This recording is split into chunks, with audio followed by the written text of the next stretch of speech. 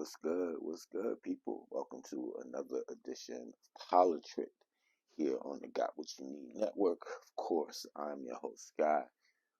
Happy New Year to everybody, man.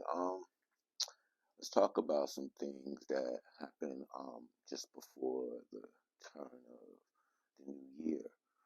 Um, we're going to talk about Trump being left off the Colorado 2024 ballot. That case is currently being decided by the U.S. Supreme Court. Will decide to take it, and whether it will be decided by the time that Colorado has to certify their ballots. Um, while this is being decided, I know a lot of things are being said on both sides in regards to the merits of the case, how the case originated, and those type of things. Let's just start with who filed the case. The case was filed by 6 GOP Colorado voters and 1 independent. Not one Democrat had anything to do with the original lawsuit. That's just the facts. All right. It was a 4-3 decision in the Colorado Supreme Court to leave Donald J. Trump off the 2024 presidential ballot in that state. And 3 Democrats dissented, but all of the justices were appointed by Democratic governors, just for full disclosure. But that being said, the last Republican governor in Colorado was way back in 2007. And I say that because CNN, MSNBC has been pointing out that the 3 dissenting votes came from justices appointed by Democrats, when all 7 of them were appointed by Democrats. So just like I said, just putting everything out there so that you have all the information. Those who voted to keep him off the ballot cited Section 3 of the 14th Amendment of the U.S. Constitution, which bars insurrectionists from holding office. So they cited the January 6th insurrection as their basis for leaving him off the ballot. And now that decision is up to the 9 justices of the United States Supreme Court, which I believe 3 he appointed, and it's basically a 6-3 Republican majority. But they have made the surprising decisions in the past, so we'll see, what they come up with. If I'm now going to give my personal take on it, I don't have a problem with the lawsuit. I don't have an issue with the decision. My problem is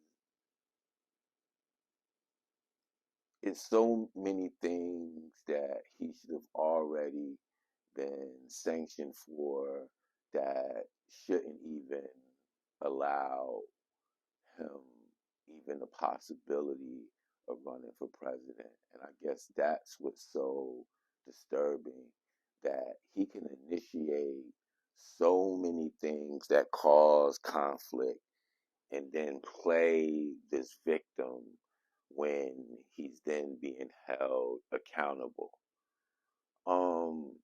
There's a New York judge that cited in his decision basically to spend $1 million on an expert witness with no credibility is just a surprisingly um, waste of money. And I'm paraphrasing, but that's basically the gist of what he said. And that doesn't go to the criminality, but that goes to the type of people that are defending him, people with no credibility. And then when the judge says this, then it's like, oh, it's a crooked judge that just wants to rule against me, so on and so forth. Um, like I said, I, I I I agree with the decision. I believe the Supreme Court will overturn it, which is very peculiar to me because all you hear from the GOP is states' rights, states' rights, states' rights. And now, when the state Supreme Court has made a decision, um, now the same GOP wants the U.S. Supreme Court to come swoop in and overrule the state because they don't agree with this state's rights because it doesn't jive with their dialogue. So, um, we'll keep an eye on this, and I'm sure you'll hear about it. But like I said, I just wanted to give you a little bit of background. This wasn't a President Joe Biden hit job. Um, he didn't secretly, fund this lawsuit or anything like that. Um, I just know he's just such an easy target. Um, you know, um, I think a leader from El Salvador. I mean, like their government has any credibility. Was one of the first to come out and say this was a overreach of power, and it's like he has nothing to do with it, and to just make this man a punching bag every time something comes out where people don't agree with is super corny. You know what I'm saying? He's done or not done enough to take criticism based on his whether his job performance or lack thereof for people not to attach his name to things that don't have anything to do with him. Plain and simple, 6 Colorado voters plus one independent filed a lawsuit and cited Section 3 of the 14th Amendment of the U.S. Constitution, which bars insurrectionists from holding public office. Um, and the appeals court in that state, um, it, their lawsuit was struck down. They appealed it to the state Supreme Court, and in a 4-3 decision, the state Supreme Court of Colorado agreed with those who filed the lawsuit. All right, all right. By now, you've heard about Jonathan Majors and him being found guilty of 2 counts of misdemeanor assault in New York City.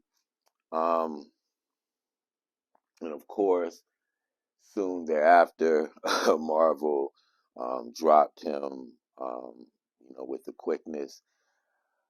Uh, we saw footage of, I guess, the Uber stopping at the light and, him getting out and trying to force the young lady, back into the vehicle. Um, that being said, we don't know what happened in the car. And the ex is Grace Jabari. That is the ex-girlfriend who filed the lawsuit. Um, there were marks on her. We don't know if he inflicted them or not, but the court seemed to agree with that. Um, we saw the footage of him running, but once again, like I said, we don't know what happened in the vehicle. Um, the court seemed to agree with her, although they found him not guilty of intentional assault and another and another charge as well. I'm gonna start here. Love who you love. Um, you really have no control over that. Who you're attracted to. That's and you say, well, yes, you do, and I'm like, um, it's funny who you get drawn to and who not, no matter how much you try to control that based on you know superficial things or what have you. A lot of times it's forced, it looks forced, it feels forced, and it quite never works out. So I'll start there. That being said, man, I see so many men with women where I don't see the connection, and nor should I, like being that I'm not in a relationship, but I just see a lot of things based on, you know, how they feel it'll help their career. Um, and I say that just based on some of the testimony, like a fight started or argument started because of text messages or whatever. And don't get me wrong. If you're in a relationship and you see, your significant other texting someone of the opposite sex, you have the right to get upset or what have you. But for all of that to break out over that. And I'm just taking, like, just saying, for example, if his side is correctly, that's why I'm basing this, rant on or whatever. It's like, all right, well, be mad. I don't want to be with you no more, yada, yada, yada. And you go on about your business or whatever. But why did it have to blow up into something, so big? And it's basically like, who are you to be texting some other woman? Do you know who I am? You know, I helped make you. You got Creed because of me. I'm the reason that, you're the big star. Don't you treat me like this.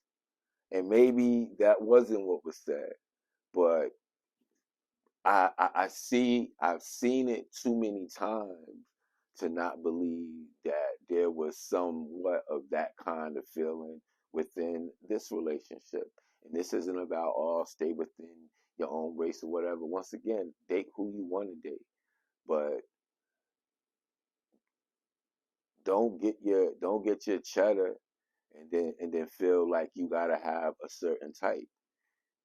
And then, where it come back to smack you, um, then it's like, wow, woe is me. I don't deserve this, and maybe you don't. Like I said, the only people that really know the truth are you and that woman. And I won't even say the driver because I'm pretty sure that they had to testify to something or whatever. But from for now, um, even though he said he's appealing or whatever, um, the court seemed to agree with the young lady, and now he's dealing with a lot of fallout in regards to his career. Some people say he's done. I wouldn't say that, but it'll be a while before a director takes a chance on him because um, at least for the near future, every time he's given a job, um, it's going to be domestic abuser, you know, get second chance or something along the lines to where somebody somewhere feels like he hasn't suffered enough. Hey, like, what are you doing helping him?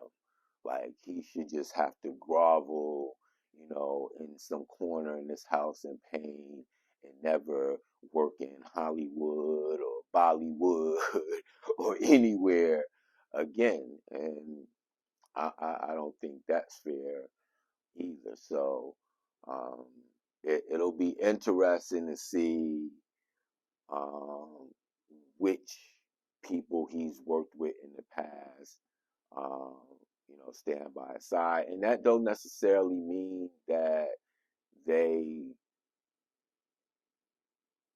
disagree with the decision or is not sympathetic to domestic abuse. Just saying that it was two misdemeanors, um, and everybody deserves a second chance. And to his credit, he's denying, the charges. So, and even though he's been found guilty, we've had decisions where on appeal they have been overturned. So, um, we'll just wait and see how this plays out in regards to the continued legal process, as well as um, his ability to make a living in his chosen profession, which is acting. Um, a lot has come out recently in regards to abortion, um, and the overturning of Roe v. Wade and the Dobbs case, and a lot of people. Well, a national story became of Kate Cox of Texas, who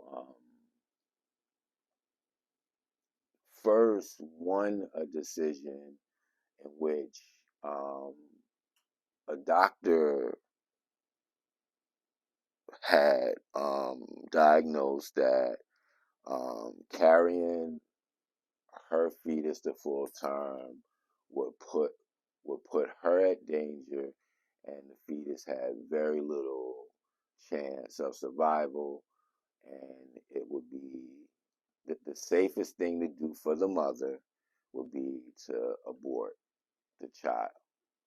Well, crooked AG, Attorney General of Texas, Ken Paxton, said, nah, I don't think what the doctor, the one with the medical degree and the expertise said falls under the medical exception rule for abortion in Texas. And therefore, we're overruling the lower court and you're not eligible for abortion. And she has been made to travel to another state in order to get this life-saving procedure done, because cruel men, mostly in the GOP, want to control women's bodies. Um, I bring this up because, and she's even stated it, so I'm just going to repeat it. Fortunately, she has a support system and the means to be able to travel somewhere and get the procedure done. And she also understands so many women are suffering similar cases all across the country, and they don't have the ability to get up and go like she has. And what's crazy is in some states they are trying to pass laws that make it illegal for a woman to leave the state to go get an abortion. So not only do they want to control women's bodies in the state where they reside, the state government wants to say that because you reside in this state where these laws are these laws, you are barred from traveling to another state where the laws differ to have the procedure done because you reside in the state where it's illegal. So I just want you to wrap your um, finger, hand, whatever around that. Now, let's talk about more of the fallout from cases like this across the country. And let's talk about Brittany Watts. This is an Ohio woman who had sought treatment at a hospital before suffering a miscarriage and passing her non-viable fetus in her bathroom. And she faces a criminal charge. She's been charged with felony abuse of a corpse. The Trumbull County Court of Ohio records show. Now, this woman suffered, and this is a quote from her attorney. Miss Watts suffered a tragic and dangerous miscarriage that jeopardized her own life. Rather than focusing on healing physically and emotionally, she was arrested and charged with a felony. Now, she got a case pending before the Trumbull Court grand jury. And, you know what I'm saying? Her attorney has basically advised her not to speak until the case is resolved. So when you see like the cases that like actually like make, you know, national headlines, and you hear about it over and over again, or what have you, um, though, like I said, those are the ones where people have the, the the means or the savvy to get the word out there, and it becomes like a national story. Now, quiet is kept. I mean, for full disclosure, this was reported on CNN, but it hasn't become like the case that the Kate Cox case has become. And in this case, this woman is being charged. Like, usually when a woman has a miscarriage, you know, people want to comfort her, like, damn, you know, you heard, man, she lost the baby, you know, Brittany lost the baby, you know, so, you know, just, you know, kind of just be there for her and let her speak about what she wants to speak about, you know, don't force the conversation or whatever, you know, you feel like you have to do to help your friend, a loved one. But here, because once again, cruel, insensitive laws passed by mostly elderly white men is putting this woman's freedom in jeopardy when she's already trying to heal not only her body from a physical standpoint from having a miscarriage, but also from a mental standpoint of losing a child. Like, I'm pausing a lot because to just fathom that this is what's going on in 2023, 2024, in the United States of America, like, should scare you.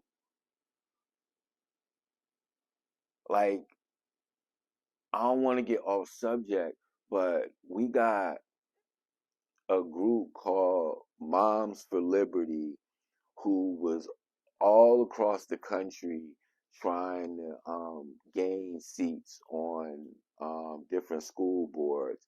And, you know, shout out to the different voters from all across the country that was like, hey, we might differ, but we not putting these crazy bitches in office or whatever. So kudos to you. But then later on, we find out that like the head, the the, the head of the group is involved in all of this risque, you know, behavior.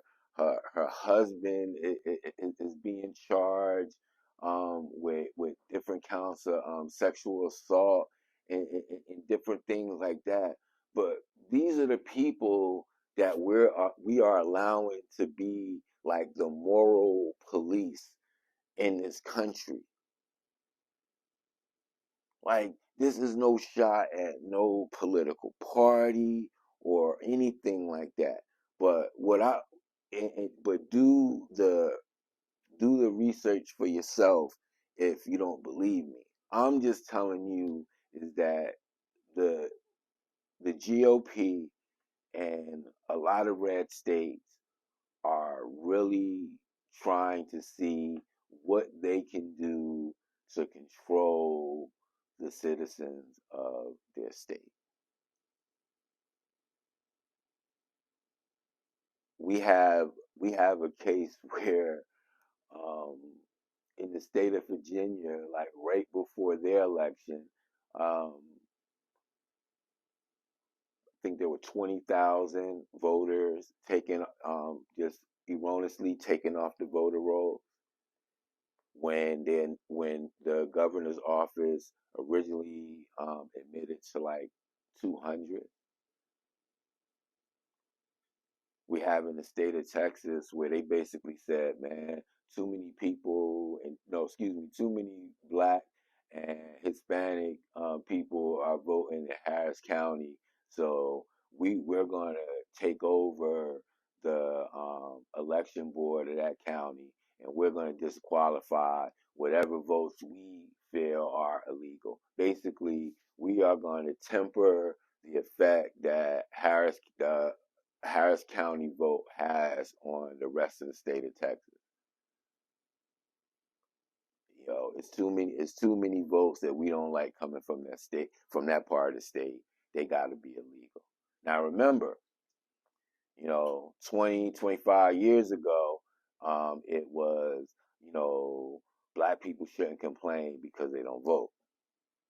Now black people are voting and people complaining that too many black people are voting, so they must be illegal. And I just go back to voting because um, if voting didn't matter, these various state attorneys, and I'm not even talking about Wisconsin or Michigan right now, and these are northern blue states in which their state GOP are still trying different shenanigans to once again disqualify black votes. And if voting didn't matter, so many groups with a whole lot of paper wouldn't be fighting so hard to stop the vote. And they want to stop the vote because they can increase their control.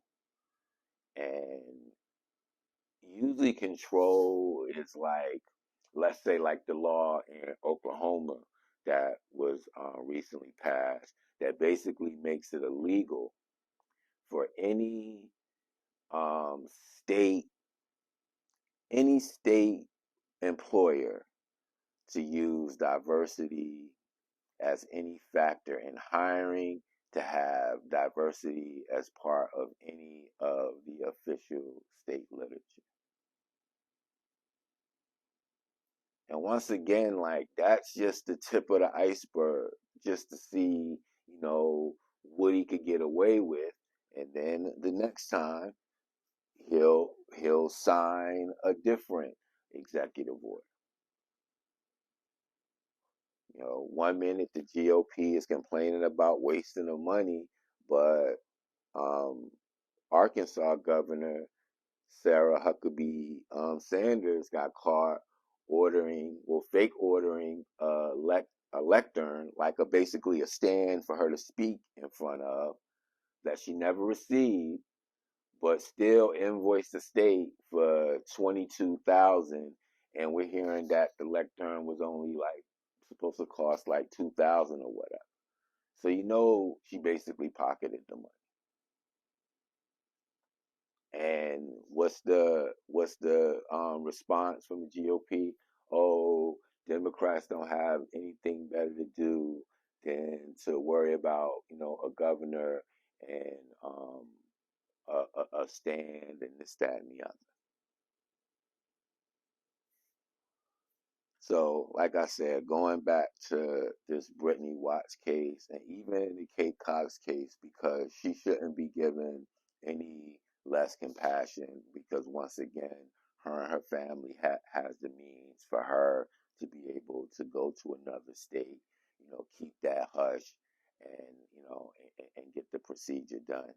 But once again, we got to keep an eye on states that are going so far to say, oh, well, y'all trying to travel to states where abortion is legal. Well, we're gonna try to control that as well, and we're gonna pass laws that make it a felony to cross state lines in order to have um, abortion done.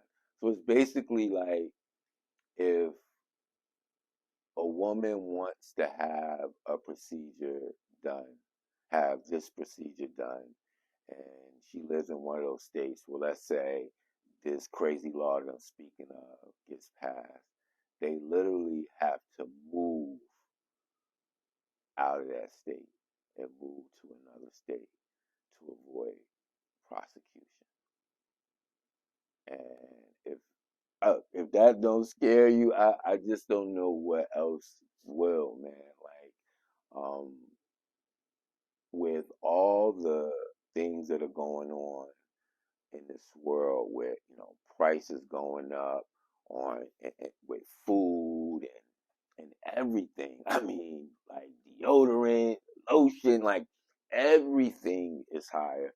Me and the wife was walking around Rite Aid, just looking at like different prices, and I'm like, damn, like $6 for a stick of deodorant, $10 for like lotion that was like $4, a year or two ago. And these are just a couple of items. Imagine like the food costs. Um, I was talking with a friend. We were up early, and like he was ordering breakfast. I was grabbing some coffee, and he was like, "Yeah, crazy." I said, "Yeah." I was like, pretty much like a bacon, egg, and cheese and like a hash brown is like $7, $8 now. Like that was a $3, $2, nah, $2 maybe stretching it, but a $3, $4 meal. And now it's double that now. Like a 2 egg breakfast at like a deli or somewhere like that serve breakfast in the morning. You can usually could get that for like $4 or $5. Like that's a $10, $12 meal now. And even with like the employment rate going down, I mean it's still jobs still trying to pay wages in the teens, and I just think that's criminal for most jobs, especially with how much money these corporations as a whole is making.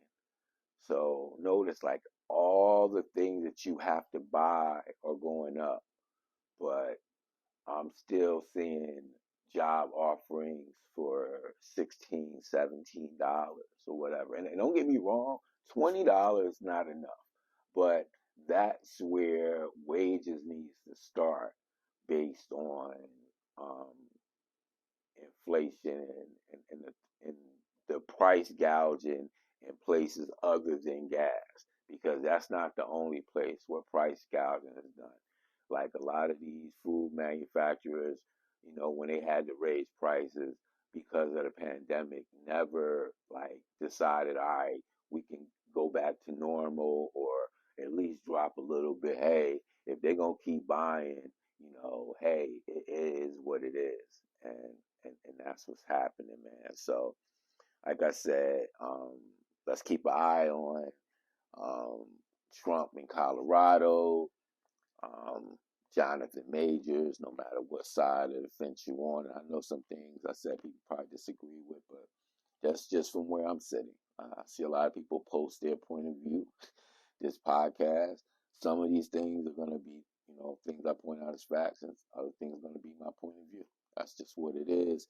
And let's keep praying for, Brittany Watts, that the grand jury in Ohio will have some sense and realize like how frivolous these charges are against this woman, and drop them ASAP. All right, all right. Until next time, peace from Politrick. Oh, and be sure to check out the other great podcasts on this great network, the Encourage and Inspire podcast. Talking with E, Life and Love, as well as the Black Male Podcast. And this is Politrip. Peace.